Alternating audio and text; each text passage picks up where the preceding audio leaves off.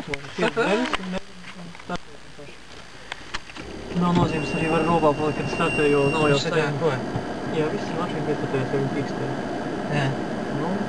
Vispār nekāda drošana nav, tikai tas šņāks ir tas kondicionērs tāds. Vai labi, visu lai dara tas neko. Nu, būs tāda pīksteņa, ka roksim. Tas aizmugurē, kas skan? Tā, vispār viņi bez trošņa? Nu, ir pīkstoņi. Motorā jau griežās tāpat, tās ātrumkārbu griežās. Nu, kaut kāds troksnis ir, bet, nu, tas ierastais troksnis nav. Parastais troksnis nav vispār. Pēc pirmā roka vispār, nu, rēti viņš izmantojams, jo viņu vajadzēs uzreiz pārslēgt, es jau droši uzreiz uzreiz. Es varu droši otrajā rokā. Un vispār nepārslēgt troksnis, kā ar automātu.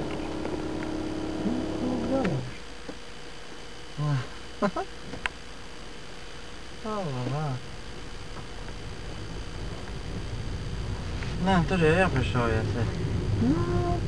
Tas tā 10 kilometri jautājums. Jā, protams. Es ar to automātu arī tikai dažas reizes paņemu ekskursijā, ko aizbraucu. Un tad arī vispirms patrenējos, lai neieskrien kādā. Un tad brauc. Tos rokas var slēgt, nu vienkārši... Kaut kā ļoti jocīgi braukt ātrāk un neieslēgt trešajā. Tā tikai brauc, man tur brauc, tad taisni pasaldījā. Ja jūs tur, tad būs jāgriežas, ja tur apkārt ar... Oi, un bremžu nav! Kāji nostrādāja. Kā tu mēs liekam? Šitā. Viņa nav vienkārši šitā. Jā.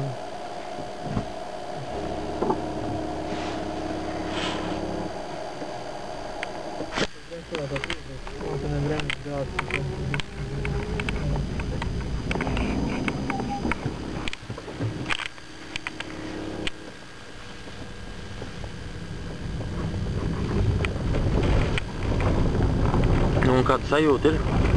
Nekāda, ja?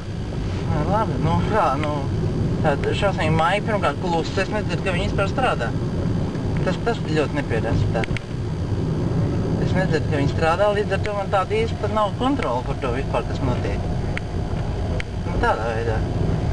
Bet nē, nu tur jau tikai jāskatās ir tie parametri. To mēs varam. Nu, šķiedīsim, sagrabot mašīnu. Padot vairāk gāzi. Vai nekāda, tikai jāpiešaujas tā pie jebko. Jāskatās. Var uzspiest līdz galam, no kaut kādu gabalu. Man liekas, ka viņš ir pie zaļā. Nu, uzrāvienu, no nulles var uztaisīt tā. Bet tā luksefora zaļā, nu, interesanti, kā viņš iesāk, jā. Nu, vienkārši līdz galam, jā? Ja grib vēl tā kā asāk to uzrāvienu, var tā kā no pirmā roka būs asāk.